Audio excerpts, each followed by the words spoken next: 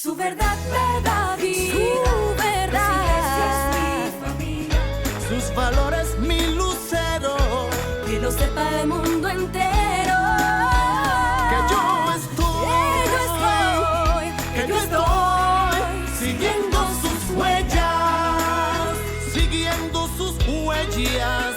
Siguiendo sus huellas. Siguiendo sus huellas.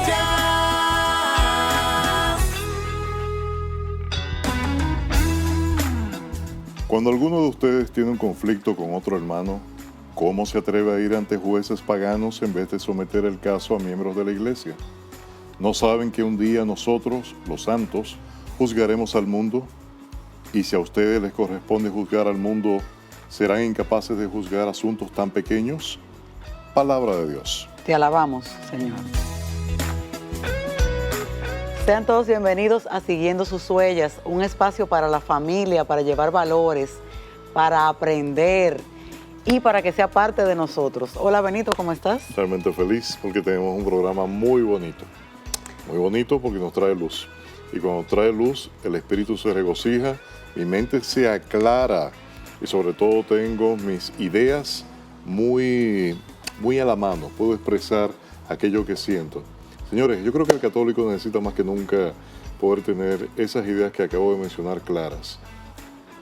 Nuestra iglesia viene de una fe de siglos y hoy estamos viviendo una situación de un grupo pequeño, un grupo que quiere cambiar lo que está establecido.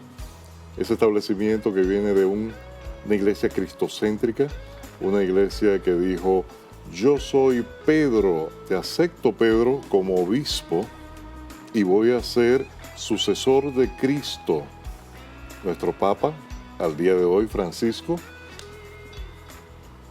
da una doctrina de amor, da una doctrina de comprensión, de cariño, de hermandad, todo basado en la Escritura. Pero hay un grupo de hermanos que han salido de nuestra iglesia a traer un poquito de cambio radical, de volver a un pasado que no está adaptado a un tiempo presente que necesita de un poquito más de comprensión, de aceptación, sin cambiar las normas establecidas. Así es, Benito está hablando de dos términos que para muchos de nosotros es totalmente nuevo. Se trata del sedevacantismo y de los cismas. Específicamente en este programa vamos a hablar de cismas recientes. El padre Jacobo Lama, ordenado en este mismo año, sí, va a hablarnos con muy buena formación, viene a hablarnos de ese tema y está aquí por segunda vez. Hoy ya a final de septiembre, que le prometimos una serie de programas sumamente interesantes y estamos cerrando con este. Esos dos términos que suenan un poquito extraños, cuando nos llegó la información para armar este programa, yo misma decía, pero ¿por qué nosotros vamos a hablar de todos esos chismes dentro de la iglesia y todas esas cosas que es como pasó esto allí y este sacerdote y estas monjas fueron excomulgadas y aquel obispo está hablando? Porque sí, señores, quizá en nuestro país en muchas ocasiones vivimos como en una burbuja, pero cuando eso llegue aquí, yo no quiero que usted se escandalice. Siguiendo sus huellas está para educarle y por eso lo invitamos a que siga nuestra serie de programas. ¿Por qué? Para que usted se prepare, porque puede ocurrir que viene un sacerdote, usted ve algo en internet y dice, la iglesia se está acabando. No, la iglesia no se va a acabar y la palabra de Dios lo dice. Entonces, en el día de hoy vamos a aprender muchísimo sobre ese tema. ¿Y de qué más vamos a hablar, Benito? Señores, nos encanta este católico, un deportista, Ludovic Vieux, que nos va a decir por qué yo hoy soy católico y quiero servir a Cristo y quiero ser un ejemplo para toda mi comunidad. Y a tiempo completo dejó la vida deportiva, que ustedes saben que en muchas ocasiones es muy rentable, y dijo, yo voy a ser monje, yo quiero estar mucho más cerca de Cristo. Señores, eso es una decisión muy fuerte. Este segmento, El Verdadero Camino a la Vida, nos enseña eso. Queremos dejarle con un regalo muy hermoso de nuestra iglesia.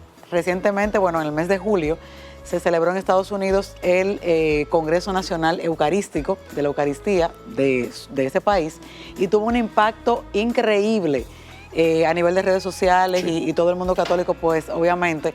Queremos dejarle con unas frases, algunas frases de las personas que disertaron durante el Congreso y sobre todo con un poquitito del discurso del actor que hizo de Jesucristo, o que hace de Jesucristo, porque la serie sigue, de la serie de Netflix The Chosen, Los Elegidos.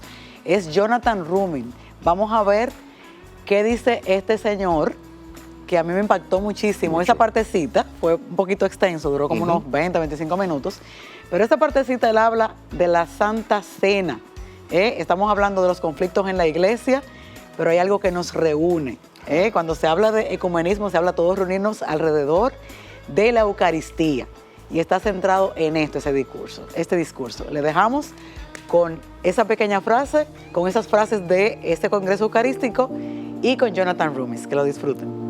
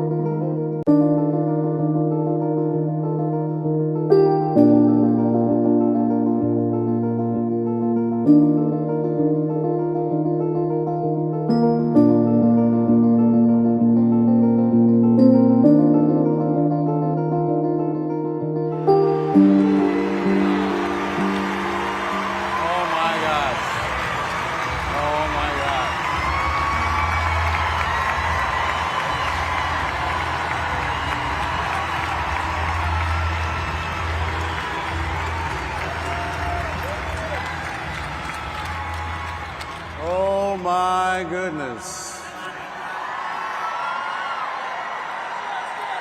You made it. You're here.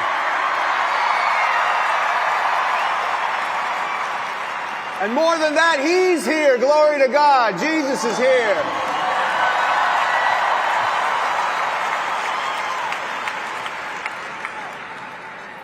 I knew a year ago or so that I would be here. But until about 2 o'clock in the morning, I wasn't sure exactly when, because I was still in Texas filming season 5 of The Chosen.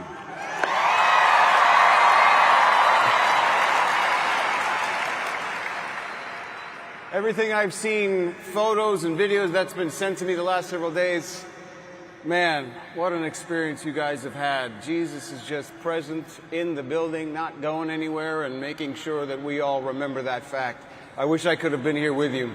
But as I said, funny enough, I was filming. What's even funnier is God's timing on everything. So, as I said, it was probably almost a year ago that I committed to being here. I knew it might be a little dicey with my filming schedule, but I thought, God knows what He's doing. But what I didn't know is that He would put me here the day after I spent a week filming The Last Supper.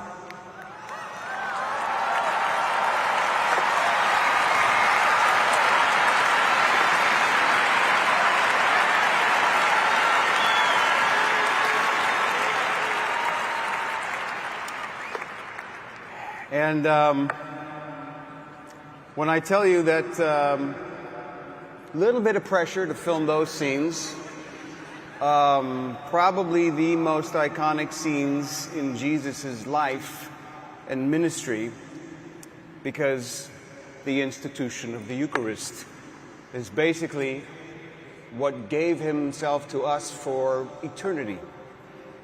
And so, needless to say, you know, my stomach wasn't the best the week we started, but I had faith. And more important than that, I had my spiritual director with me, Father Ian.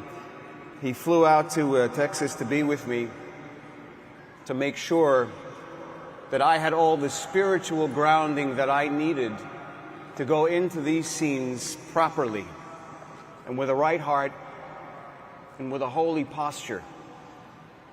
Because at the end of the day, no matter what I do for the rest of my life, playing Jesus Christ will transcend anything and everything that I do. It is the greatest honor not only of my career, but definitively of my life. And I can only thank God for the opportunity to serve Him using the gifts that He gave me to impact the rest of the world and the culture. So glory to God. Thank you, Lord, for that.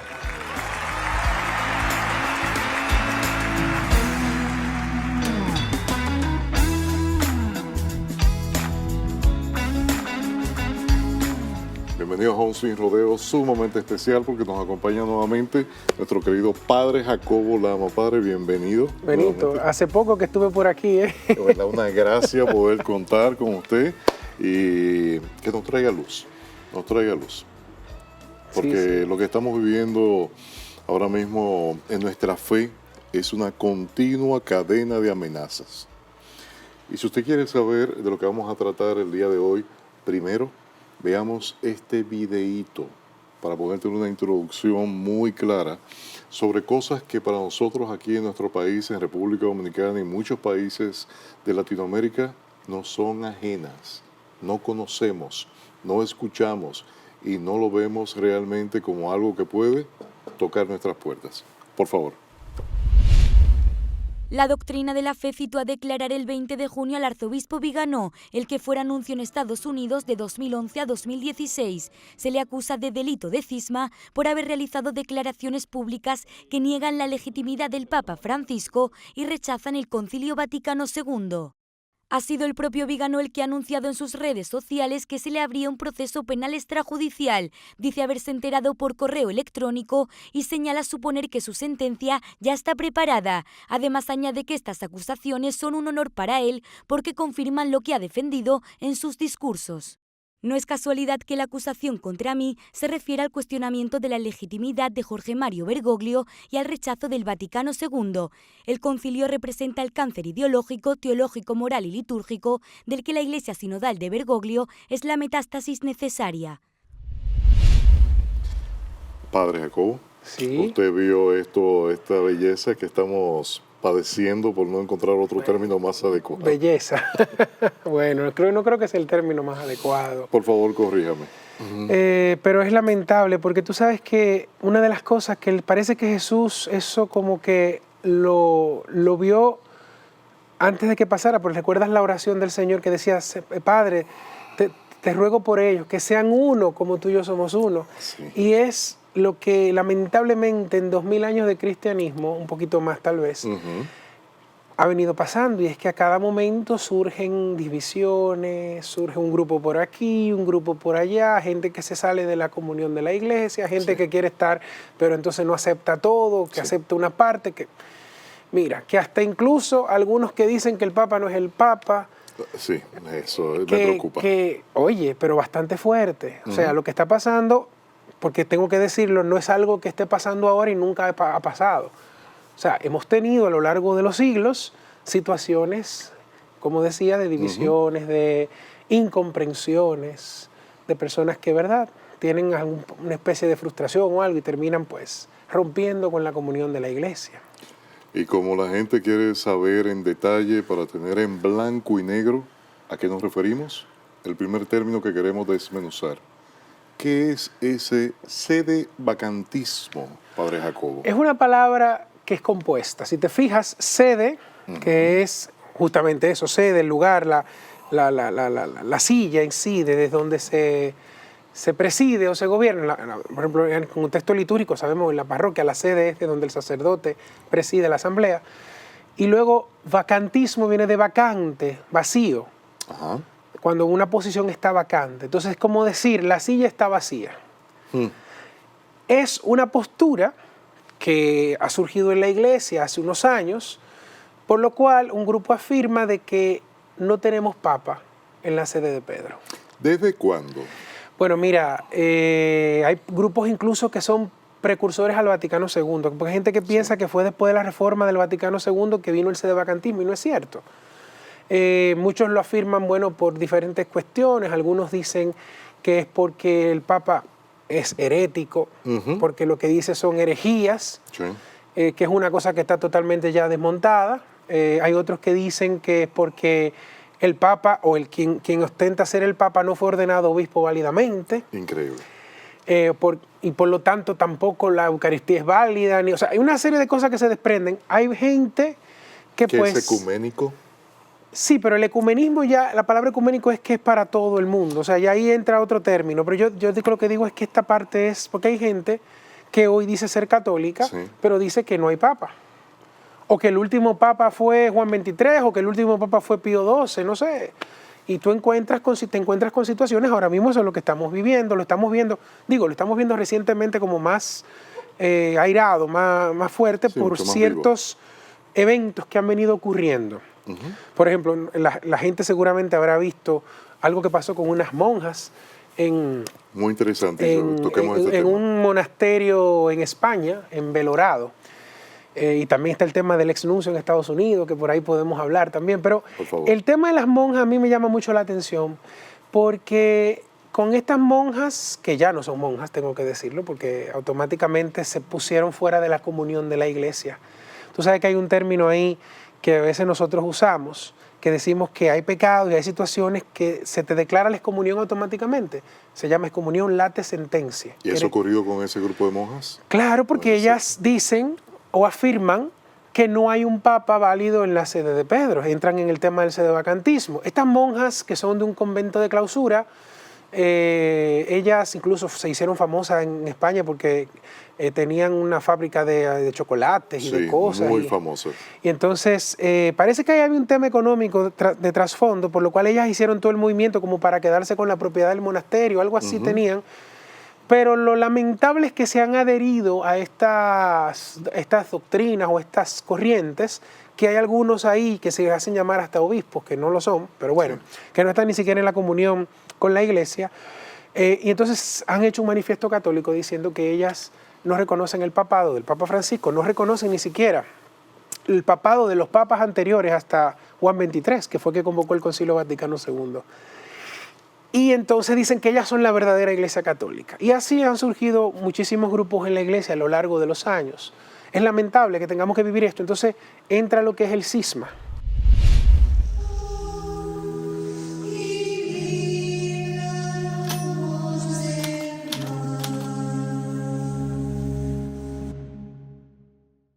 Las monjas de Belorado, una comunidad aparentemente feliz. Ya eran famosas porque fabrican repostería de alta cocina. Van a Madrid Fusión y se codean con las élites gastronómicas. Según fuentes, venden miles de kilos de trufas a un alto precio por la calidad de su producto. Y son abastecidas con el chocolate de la casa francesa Valrhona, que les provee 4 toneladas al año. Todo va bien. Y ni el mismo capellán de las monjas tiene noticias de lo que está a punto de ocurrir. Los chocolates de las monjas clarisas de Belorado han fascinado a famosos cocineros y pasteleros. Hoy nos colamos en su convento de clausura para descubrir cómo los hacen. Nadie intuye nada, al menos eso dice el arzobispado. La cosa es que las monjas querían vender una propiedad en Derio, diócesis de Bilbao, para comprar otra en Orduña, en la diócesis de Vitoria. Allí se establecen las hermanas de Derio tras un acuerdo con otras clarisas, las de Vitoria, que les venden el monasterio en 1.300.000 euros. Fue en el año 2020, pero las de Belorado solo dan una entrada de 100.000. Luego no se realizó ningún pago más. Intentaron vender Orduña a un misterioso comprador del que no quieren revelar el nombre a las instancias eclesiásticas. Esto genera dudas y la compra de la persona extraña no se realiza, pues la iglesia no lo ve claro. No. Entretanto, las monjas de Vitoria no han visto el dinero de la venta de su propio monasterio. Las de Belorado no pagan, van a juicio, un juicio entre hermanas. En esto, el 13 de mayo, para sorpresa de todos, la comunidad de Belorado manifiesta su intención de abandonar la Iglesia Católica. 16 monjas clarisas que se han apartado de la Iglesia. No solo eso, sino que se ponen bajo la tutela de Pablo de Rojas, supuesto obispo, excomulgado en el año 2019. Pablo de Rojas se llama a sí mismo Ilustrísimo y Reverendísimo Señor Doctor Don Pablo de Rojas Sánchez Franco, y usaba, aunque ya no, de títulos tales como Duque Imperial de Neoburgo, Duque Imperial del Sacro Imperio Romano Germánico y Grande de España. Es el cisma es una ruptura, es romper. Y estos cismas lo hemos estado viviendo. ¿Recuerdas tú, por ejemplo, el famoso cisma de Oriente y Occidente, que se produjo por la excomunión de ambos, de entre el Papa, que en el momento estaba, y aquel obispo? Y luego, y por eso tenemos los hermanos ortodoxos que no están en comunión con el Papa, no estamos en la misma comunión, que reconocemos los sacramentos, reconocemos la validez, pero no estamos en comunión. Pero luego entonces vino el cisma de Lutero con la Reforma Protestante, recordarás tú también. A romper nuestra iglesia. Que también fracturó la iglesia, de ahí mismo se desprendió el famoso cisma de Enrique VIII por la iglesia de Inglaterra y todas las cosas que han venido. ¿Y por qué pasó eso? Hay bueno, que uno tiene que ir viendo cada caso en particular, sí. Pero al final todo resulta o porque yo no estoy de acuerdo con parte de la doctrina o con toda la doctrina, o porque no me conviene, o por un tema económico, o como ha pasado ahora, que ahora estos grupos están creando cismas por el tema del sedevacantismo. Pero para Jacobo, ahí interrumpo yo. ¿No es una parte muy humana el que esta partecita a mí no me convenga y aquella tal vez? Sí, claro que sí, porque tú sabes que las iglesias protestantes o las sectas protestantes también sufren de eso más que nosotros los católicos, porque ellos, si el pastor tal o el hermano tal no está de acuerdo con el pastor, se sale y fue a una iglesia el otro día. Esa es la característica común de ellos, en una misma calle, 4 iglesias. Pero aquí el tema está en que ha habido como, y es un poco peligroso, porque mira, dentro de la iglesia tenemos diferentes sectores. Hay sectores, por ejemplo, que sí reconocen la figura del Papa, pero que quieren celebrar la misa como se celebró hasta el Concilio Vaticano II, que es en latín, con el rito exacto del misal de San Pío V, que no hay ningún problema con eso. Hay grupos que sí lo hacen en la comunión porque es algo rico, algo muy bonito. La iglesia tiene 24 familias litúrgicas y celebra la misa de muchas formas en el mundo, no tiene que ser de una sola forma. Bien compuesta, bien compleja. Pero donde está el detalle es cuando yo no estoy de acuerdo con algo, porque mira lo que está pasando en India, por ejemplo. En India, que existe un rito que se llama Ciro Malabar, que es católico. Yo tuve compañeros incluso en Roma que estudiaron conmigo en el seminario, que eran de ese rito, seminaristas, porque hay, como te decía, hay 24 familias litúrgicas. Y la mayor parte de la iglesia católica es de rito romano latino, que es lo que nosotros conocemos, pero hay otros lugares donde se celebra la misa, donde se tienen los sacramentos de otra forma. ¿Y qué pasa con ese grupo en particular? Y son personas que están en comunión con el Papa, estamos en comunión todos. Bueno, pues entonces allá los obispos de ese rito, en comunión con Roma, por supuesto, han hecho unas modificaciones a la liturgia, parecido a la reforma que nosotros hicimos en el Vaticano II posterior, pero ha habido un tema porque algunos no la han aceptado y entonces el Papa ha insistido en que tienen que aceptarlo, que ya los obispos han determinado. Incluso hay grupos que han querido como crear esa separación, porque el problema es que a mucha gente se resisten a los cambios. Y hay algo que nosotros tenemos que entender. La fe es la misma, la doctrina es la misma. Tal vez la manera de comunicar lo cambie con el tiempo, porque nosotros como sociedad vamos avanzando. Sí. Pero al final el evangelio es el mismo. Y la liturgia en sí, que a veces es una de las cosas que trae divisiones, inclusive dentro de la iglesia, pues no es una cosa estática, no es una pieza de hielo congelada, como yo lo pongo así, porque hay gente que piensa que eso tiene que ser congelado y como si nosotros celebráramos la misa hoy como Jesucristo la instituyó en la última cena. La uniformidad que no se adapta a los tiempos. Exactamente. Entonces hay gente que se resiste a este tipo de cosas por a veces prejuicios, por a veces ideologías también, que hay que tener mucho cuidado. Y entonces vienen todos estos temas, porque también, por ejemplo, ahora tenemos el tema de este arzobispo que fue nuncio en Estados Unidos, Carlos María Viganó, que ha sonado mucho porque la Santa Sede salió en estos días que lo excomulgaron. No sé si tú viste un decreto que salió del Dicasterio de la Doctrina de la Fe. ¿Por qué excomulgaron a Viganó? Uno que era nuncio, representante del Papa en Estados Unidos, que ahora está dudando, también está entrando un poco en esta doctrina del sedevacantismo. Una persona que fue nuncio apostólico, que para mí que tiene un delirio mental, porque no se justifica, y saben lo que fue capaz de hacer. Siendo obispo, puso en duda su ordenación episcopal y buscó un obispo cismático para que lo ordenara obispo de nuevo. No puede ser. Entonces, ya por ese acto y por... Pero padre, esperen un segundito. ¿Y el voto de obediencia? Bueno, no, o sea, porque él puso en duda su ordenación episcopal por el tema del sedevacantismo, porque él decía que los sacramentos no eran válidos, que los sacramentos que ni el Papa ni los obispos actuales son obispos. Para que tú entiendas, para el sedevacantista, ni los obispos son obispos, ni los sacerdotes son sacerdotes, todos los que se ordenaron después del Concilio Vaticano II. Ellos entienden que se ha perdido, por temas de doctrina, por temas de forma del rito, ellos entienden que se ha perdido la validez de los sacramentos, y eso es gravísimo. Entonces, por eso es que son delirios, digo yo, en parte, porque, fíjate una cosa, tú has escuchado hablar de los lefebristas. Aquí en el país nosotros tenemos un grupo en Yamasá, por ejemplo. Ellos tienen un tema canónico porque no aceptan algunas cosas del Vaticano II, fueron fundados por Marcel Lefebvre, pero los lefebristas aceptan al Papa. Sí. Los lefebristas oran por el Papa, lo reconocen, en la misa lo mencionan y mencionan al obispo del lugar.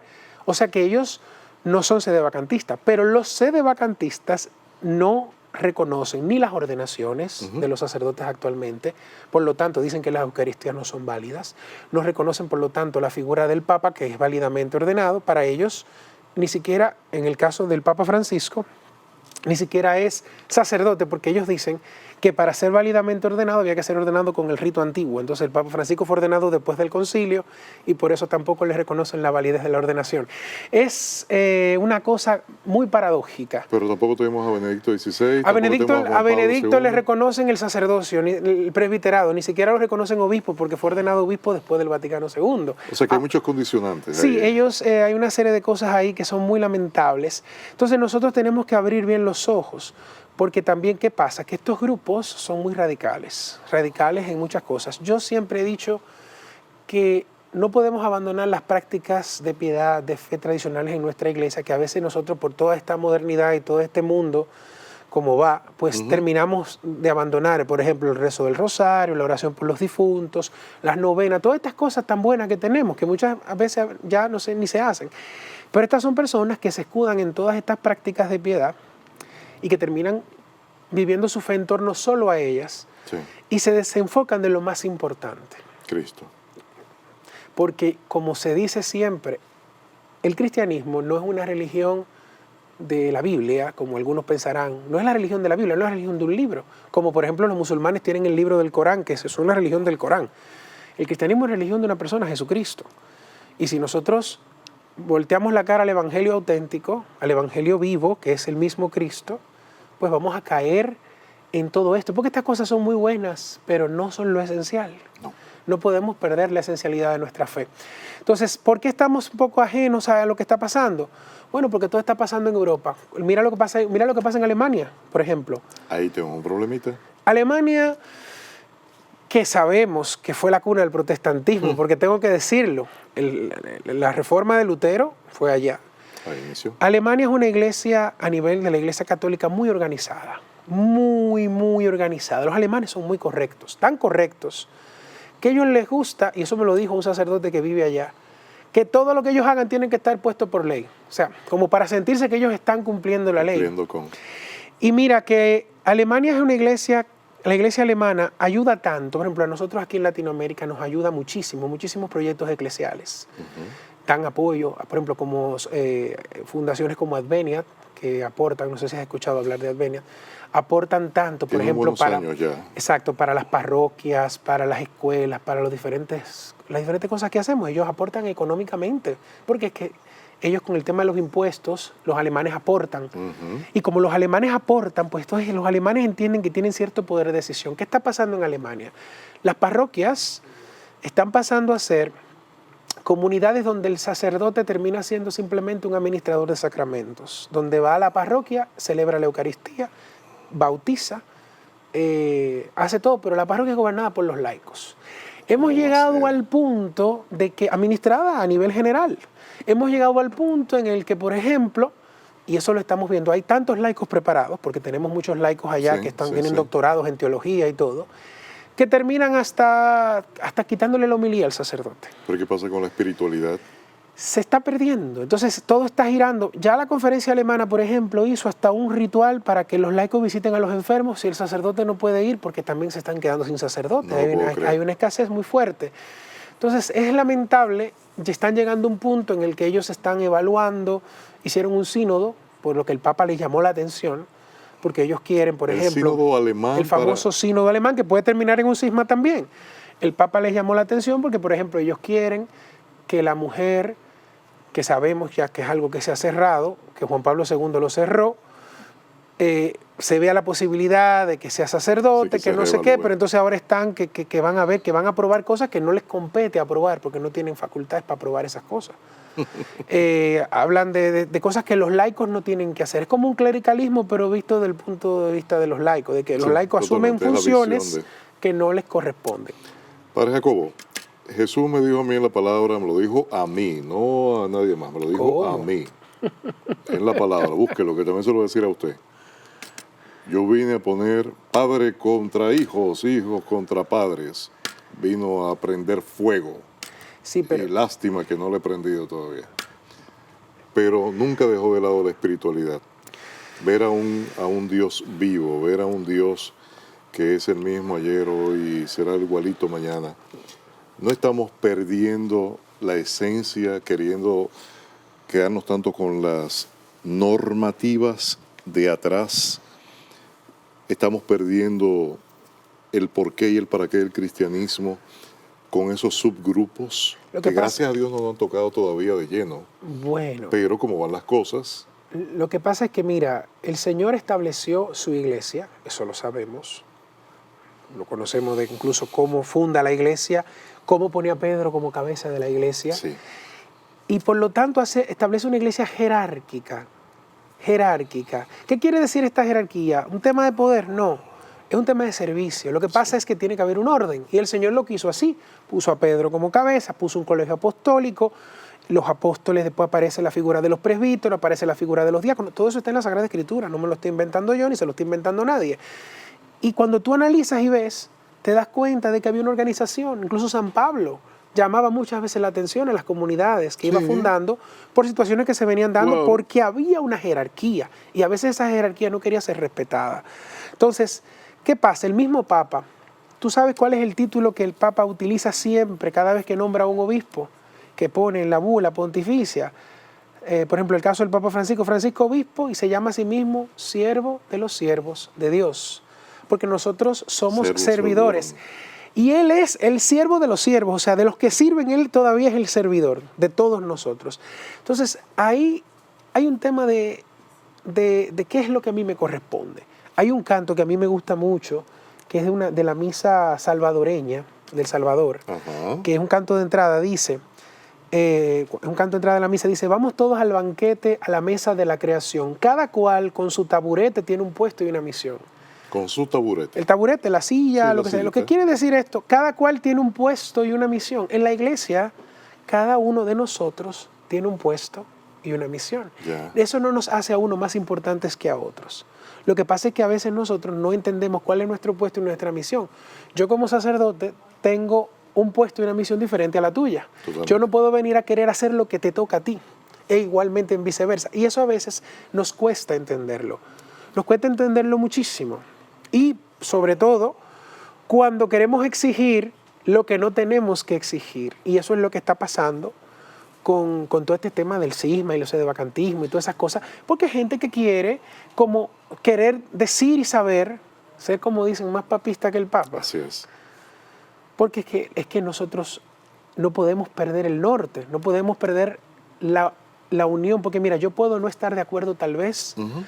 con la forma de hablar del Papa, la manera de expresarse, Lo que tal vez dicen el los estilo, homosexuales, no, porque el estilo que él tiene, tal vez lo que dice a nivel personal, porque cuando el Papa habla en materia de doctrina y de fe es una cosa, pero muy diferente a lo que dice un día así, porque el Papa tiene su estilo y a veces no lo entiende la gente. Entonces, yo puedo no estar de acuerdo con eso. A mí puede no gustarme, pero la figura del Papa, yo tengo que respetarla, yo tengo que aceptar que el Papa es el Papa y el Papa es el garante de la comunión de la Iglesia. Si la Iglesia Católica sin el Papa no puede existir, y eso nosotros tenemos que entenderlo. No puede existir la Iglesia sin el Papa. Yo podría comprenderlo si estuviéramos hablando de una generación nueva, pero estos que abogan por un sedevacantismo establecido ya, reconocido por el mundo, son gente vieja.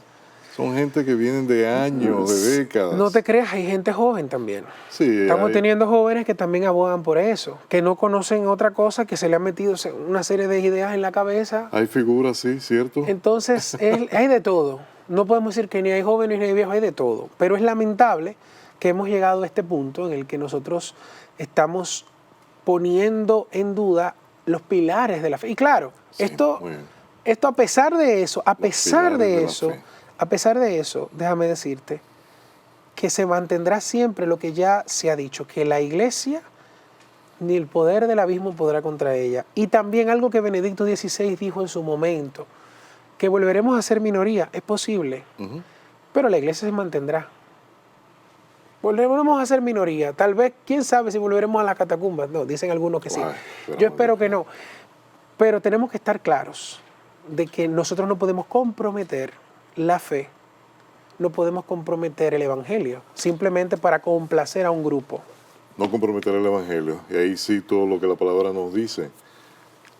No temáis, porque si es de Dios, no hay Y por qué. tener cuidado también en no escandalizar, porque mira, te comento algo que por ejemplo ahora me acuerdo.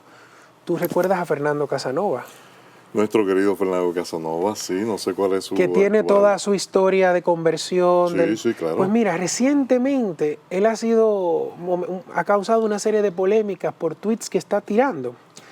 Pone aquí en esa línea, padre. Bueno, él está cuestionando una serie de cosas que están pasando en la iglesia. Muchas tienen que ver con el Papa, otras tienen que ver con un tema también de los homosexuales en la iglesia, el clero y una serie de cosas. Ujú. Y él publica una cosa, la borra, y ya varias personas le han intentado hacer correcciones fraternas y parece ser que él como que no ha... No lo ha tomado pasando, bien. se ve que está pasando por una crisis. Y nosotros tenemos que orar mucho por él, porque es verdad que le ha hecho mucho bien. Pero sin embargo, parece que está pasando por un momento difícil. Te estoy hablando de lo que está Sí, pasando sí, ahora sí. mismo. Con nombre y apellidos. Exacto. Entonces, este tipo de cosas también pueden desencadenarse en un cisma. Porque si él mañana, esperemos en Dios que no lo permita, decide abandonar la iglesia, que esperemos que no pase, Ujú. mucha gente lo puede seguir. Porque lo que pasa es que cuando tú tienes un líder que cae en esta clase de crisis, porque no crees tú que Lutero así fue que también cayó en una crisis, Y mira las que no consecuencias. entendió y mira las consecuencias, porque llevas gente detrás. Por eso es que tenemos que tener cuidado, y Jesús nos lo dijo, eviten escandalizar a los más pequeños. Pues confiamos en la palabra de Papá Dios, confiemos en que tenemos, miren, que tirar página para la izquierda, ver nuestra Biblia como un arma de batalla y sobre todo aferrarnos. Y orar mucho Ay, sí. por la comunión, por la unidad de la iglesia, porque es un elemento que no podemos perder. Tenemos que estar claros de que esto es lo que nos hace católicos universales. Amén, así mismo. ¿Mm? Gracias por estar con nosotros en un Sin Rodeo más, Padre Jacobo. Bueno, siempre dispuesto a estos diálogos que son a Que veces traen muy mucha luz, profundos. Mucha luz. Siga consiguiendo sus huellas, tenemos mucho para usted.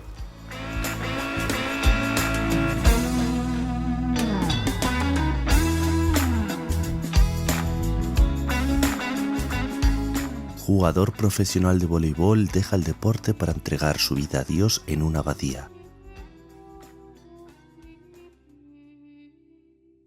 Muchas veces se cuestiona por qué Dios permite el mal.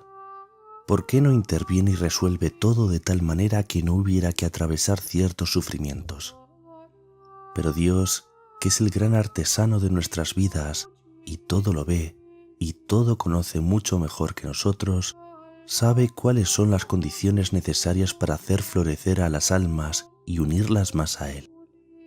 Y muchas veces lo que la tibieza separa se une por el sufrimiento. De este modo fue en plena pandemia que al jugador profesional Ludovic Doué, obligado a enfrentar la soledad del aislamiento por las medidas de prevención, tuvo que dejarse atravesar por cuestionamientos existenciales que el ruido del mundo hasta entonces le habían ayudado a callar. Die, de 32 años, cerró su carrera de deportista profesional en un último partido como capitán del Saint-Nazaire Volleyball Antarctique. Las entradas se agotaron y el estadio se llenó de seguidores en su despedida. Bajo su liderazgo como capitán, el equipo jugó por primera vez y ganó la final del campeonato francés al Tours, y fue estando en la cúspide del éxito que Ludovic decidió dejarlo todo para seguir su vocación. A pesar de haber sido bautizado al nacer en la Iglesia Católica, Die llevó una vida según el mundo, manteniendo el nivel de compromiso al mínimo. Fue educado en la fe, pero lo enseñado no echaba raíces en su corazón. Él lo explica diciendo: seguí la inercia para no tener problemas. Intenté más escapar de los conflictos que tener convicciones profundas. Y agrega: siempre creí en Dios, pero me apagué al mínimo sindical. Vi a Dios con un arma listo para golpearme si me apartaba del camino. Sin embargo, la imagen deformada de un Dios castigador que había tenido siempre se vio cuestionada por las vivencias de soledad e introspección durante el encierro por el COVID. Acostumbrado a estar rodeado de gente por su profesión, la soledad que se le planteaba fue para él un lugar de reencuentro con Dios, y él mismo explica: descubrí que Dios me amaba y que solo quería una cosa, que yo también lo amara. Sin embargo, estas luces que Dios le concedía no lo llevaron a un mayor aislamiento, sino a buscar consejo y ayuda en una abadía situada en Narbona, donde vivía en aquel momento. Los canónigos, una comunidad de rito romano, lo acogieron y le ayudaron respondiendo a todas sus preguntas, y de esta manera pudo sacar los frutos que Dios tenía pensado para él.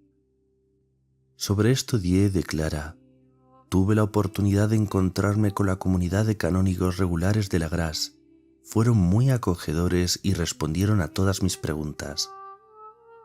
Vine a cambiar mi enfoque en cuanto a mi fe, es decir, de un padre amenazador que estaba ahí para golpear, pasé a un Dios amoroso.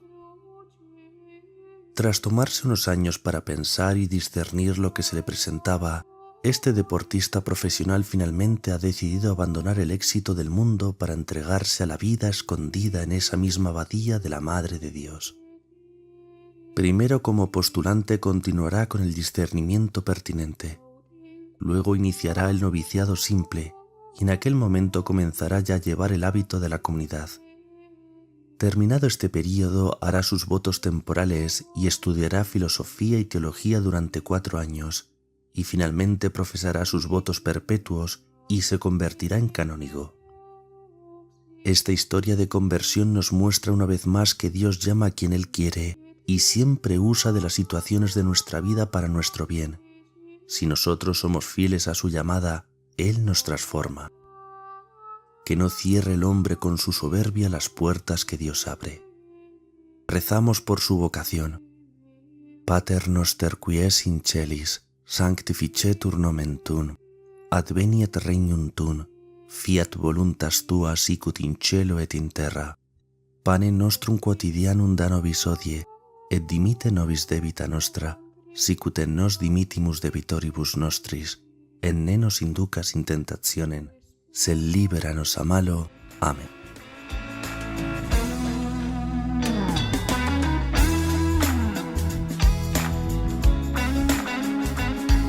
Usted que ha estado con nosotros todo este programa, gracias. Gracias por ser parte de nuestra familia. Gracias por querer recibir eso que Dios tiene. Señores, defendamos nuestra fe.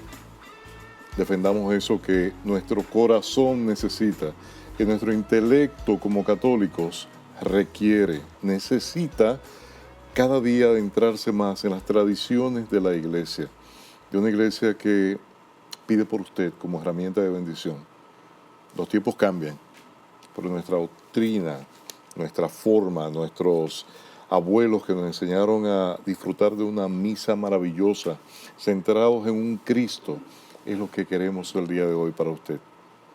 Defendamos a nuestro Papa. Este Papa, sucesor de Pedro, nuestro querido Papa Francisco, oremos por él. Y por eso queremos que usted nos acompañe el día de hoy. Oraremos por nuestro Papa, pero también por nuestros obispos, por nuestros sacerdotes recién ordenados. Necesitamos más y más hombres que quieran decir: Señor, úsame a mí.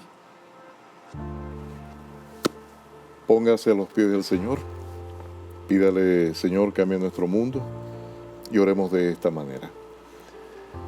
Padre Celestial, te pedimos especialmente en este día por la Iglesia, por toda la Iglesia universal, compuesta por tantas personas que hacen el bien y por tanta gente también que necesita de ti. Te pedimos por el Papa, porque el Papa es el garante de la fe, de la unidad de la Iglesia, de la comunión. Señor, permítenos amarle, permítenos siempre tenerle presente y reconocerlo como es un pastor de la Iglesia Universal, como Padre también. Por eso le decimos Papa. Te pedimos, Señor, por el Papa, te pedimos por cada uno de los obispos del mundo, especialmente por nuestros obispos de la República Dominicana, para que también, Señor, tú le fortifiques en su ministerio de servicio a los demás, porque la jerarquía de la Iglesia es una jerarquía de servicio, de servir a la oveja más necesitada, a la oveja más pequeña, desde todos los rincones. Te pedimos, Señor, también por los sacerdotes, por los diáconos, por los seminaristas, también te pedimos por las religiosas, te pedimos por todos los consagrados que son trabajadores en tu viña, en tu mies.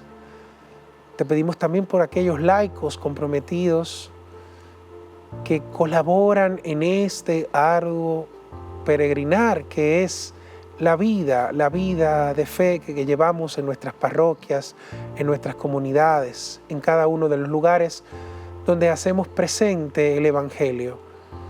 Te pedimos, Señor, por cada uno de ellos, para que se vean fortalecidos en su fe, para que se vean fortalecidos en su caminar, para que todas estas doctrinas extrañas que pudieran venir, un evangelio diferente que alguien pudiera predicar, pues, Señor, que no tenga efecto, que no tenga sentido, que seamos uno, Jesús, como tú mismo lo has pedido al Padre, que seamos uno en ti, que seamos uno como tú y el Padre son uno. Ese es el deseo que siempre la Iglesia ha tenido, la unidad, y es una de las características de tu Iglesia, que la Iglesia es una, porque tú, Señor, también eres uno con el Padre y el Espíritu Santo y quieres que seamos uno. Amén. Todo esto te lo pedimos, Jesús, que lo lleves al Padre y en el Espíritu Santo nos otorgues tu bendición. Te lo pedimos a ti que vives y reinas por los siglos de los siglos. Amén, Señor. El Señor esté con ustedes. Y con tu espíritu. La bendición de Dios Todopoderoso, Padre, Hijo y Espíritu Santo, descienda sobre ustedes y les acompañe siempre. Amén. Su verdad me da vida, su verdad es mi familia. Sus valores mi lucero. Que lo sepa el mundo entero. Que yo estoy siguiendo sus huellas, siguiendo sus huellas, siguiendo sus huellas, siguiendo sus huellas.